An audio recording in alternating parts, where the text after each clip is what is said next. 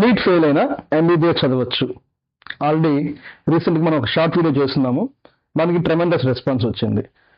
చాలామంది parents and students call చేసి, sir మాకు ప్రూఫ్ ఏంటి, నిజమేనా, మీరు ఎగ్జాగ్రేట్ చేసి చెప్తున్నారేమో, లేనిది ఉన్నట్టుగా ఉన్నది లేనిదిగా చెప్తున్నారేమో అనే క్వశ్చన్స్ వచ్చాయి. ఆ పేరెంట్స్ అండ్ స్టూడెంట్స్కి డౌట్స్ క్లారిఫై చేయడానికి ఫెయిల్ అయినా కూడా ఎంబీబీఎస్ చేరొచ్చు.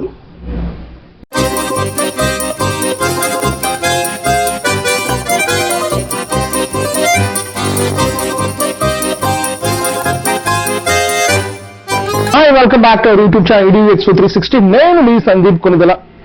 చెప్పాను, నిజం. మీరు నీట్ ఫెయిల్ అయినా, నీట్ రాయకపోయినా ఎంబీబీఎస్ చదవచ్చు. మీరు నమ్మనంత మాత్రాన నాకు పోయేదేమీ లేదు. నమ్మితే మాత్రం డాక్టర్ అవుతారు, నమ్మకపోతే నాకు నష్టం లేదు. Day students and parents, thank you. ఇటీవల మన వీడియోస్కి మీరు చూపిస్తున్న రెస్పాన్స్, షేర్స్, లైక్స్, మంచి వ్యూవర్షిప్ వచ్చింది. అలానే ఈ వీడియోని కూడా లైక్ చేయండి, షేర్ చేయండి, కామెంట్ చేయండి, సబ్స్క్రైబ్ చేయండి మన ఛానల్ని. మీరు చేసే లైక్, మీరు చేసే షేర్, మీరు చేసే కామెంట్, దీనివల్ల ఎవరైతే బయట దేశాల్లో ఎంబీబీఎస్ చదవాలనుకుంటున్నారో, నీట్ ఫెయిల్ అయినా, నీట్ పాస్ అయినా, అలాంటి విద్యార్థులకి వీడియో చేరి వాళ్ళ భవిష్యత్ మీ వల్ల మారచ్చు. వాళ్ళ భవిష్యత్తుతో పాటు వాళ్ళ కుటుంబ ఆర్థిక పరిస్థితి కూడా మీ వల్ల, ఆ విద్యార్థి బయటకు వెళ్ళి చదువుకొని ఇండియాకి తిరిగి వచ్చి FMGE పాస్ అయ్యి మంచి హాస్పిటల్లో డాక్టర్గా తను వర్క్ చేస్తున్నప్పుడు తన భవిష్యత్తుతో పాటు తన కుటుంబ ఆర్థిక భవిష్యత్తు కూడా మారిపోతుంది. దయచేసి వీడియోని చివరి దాకా చూడండి, స్కిప్ చేయొద్దు. ఎందుకంటే కొంతమంది పేరెంట్స్ అండ్ స్టూడెంట్స్ ప్రూఫ్ అడిగారు. సార్ NMC వెబ్సైట్లో ఉంది అన్నారు, నీట్ ఫెయిల్ అయినా లేదా నీట్ రాయకపోయినా నేను ఎంబీబీఎస్ చేయొచ్చు అనే దానికి ప్రూఫ్ ఏంటి అనుకున్నారు. దానికోసం మనం స్క్రీన్ రికార్డ్ వీడియో చేస్తున్నాము. ఇప్పుడు మీకు చూపిస్తాను. దయచేసి వీడియోని మాత్రం 80% స్కిప్ చేయొద్దు. స్కిప్ చేస్తే మీరు తెలుసుకోవాలనుకున్న ఇన్ఫర్మేషన్ మిస్ అయిపోతారు. Let's go into the video without doing any delay. క్లియర్గా చూడండి, మన స్క్రీన్ రికార్డ్ అవుతుంది. గూగుల్లోకి వెళ్ళాం. గూగుల్ సెర్చ్ ఇంజిన్లోకి వెళ్ళి మనం NMC అని టైప్ NMC, మనం గూగుల్ సెర్చ్ ఇంజిన్లోకి వెళ్ళి NMC అని టైప్ చేసిన వెంటనే NMC వెబ్సైట్ వచ్చింది. చూడండి, www.nmc.org.in అనే వెబ్సైట్ వచ్చింది కదా. మన వెబ్సైట్ క్లిక్ చేయగానే మన NMC వెబ్సైట్లోకి వెళ్ళిపోయాము.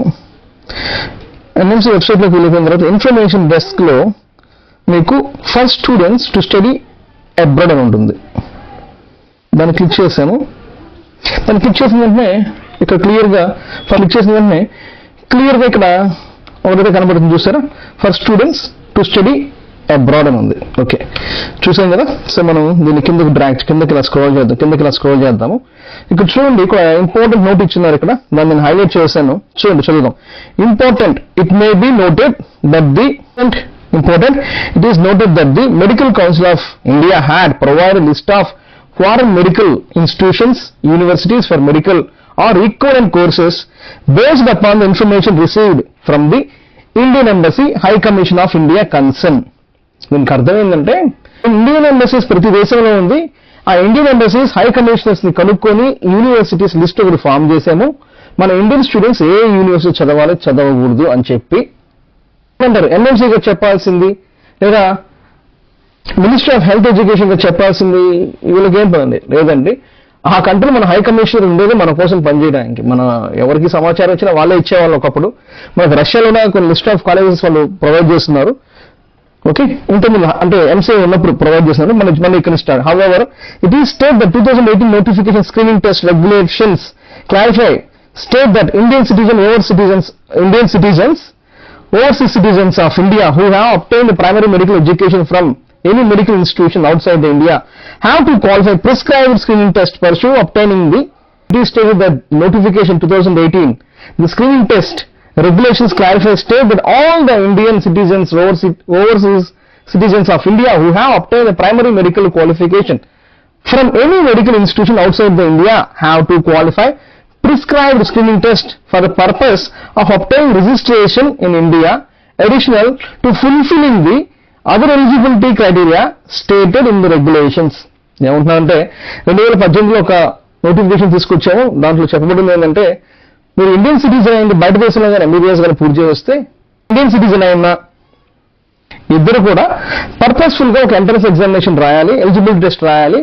ఆ ఎలిజిబిలిటీ టెస్ట్ దేనికంటే రిజిస్ట్రేషన్ పర్పస్ కోసం అని ఇక్కడ చెప్పబడింది. అలా it is to clarify that the national medical commission does not endorse any list of foreign medical institutions, universities for MBBS equivalent courses చెప్పేసింది. మేము కూడా చాలా పోస్టర్స్ లో డిజైన్స్ లో చాలా వాటిలో మేము కూడా వేసింది మిగతా వాళ్ళు, ఎందుకంటే మిగతా వాళ్ళ పందాలు మేము ఎలా పోతున్నాం మీరు నమ్మరు కదా, అది కూడా మీకోసమే. ఎంఎన్సీ రికగ్నైజ్డ్ యూనివర్సిటీస్ అని చెప్పేసి, ఎంఎన్సీ ఏ యూనివర్సిటీ రికగ్నైజ్ చేయదు, ఏ కాలేజ్ రికగ్నైజ్ చేయదు, ఏ కాలేజ్ లిస్ట్ ప్రొవైడ్ చేయడం చాలా క్లియర్ గా చెప్పబడింది. ఓకేనా? అంతేగాని ఈసారి నుంచి ఎవరైనా మీకు ఎంఎన్సీ రికగ్నైజ్డ్ యూనివర్సిటీస్ అంటే తంతామని చెప్పండి. సీరియస్ నేను చెప్పింది కదండి, మీరు రికగ్నైజ్ చేయమని చెప్పేసి మీకు క్లియర్ గా కనబడుతుంది కదా. చూడండి, it is to clarify that మీకు కనబడుతుంది కదా, హైలైట్ చేసిన చూడండి. ఎంబీబీఎస్ రికగ్నైజ్డ్ కోర్సెస్ కి మేము ఎటువంటి రికగ్నిషన్స్ ఇవ్వము అని చెప్పింది. ఇక్కడ నెక్స్ట్ పాయింట్ చూద్దాం.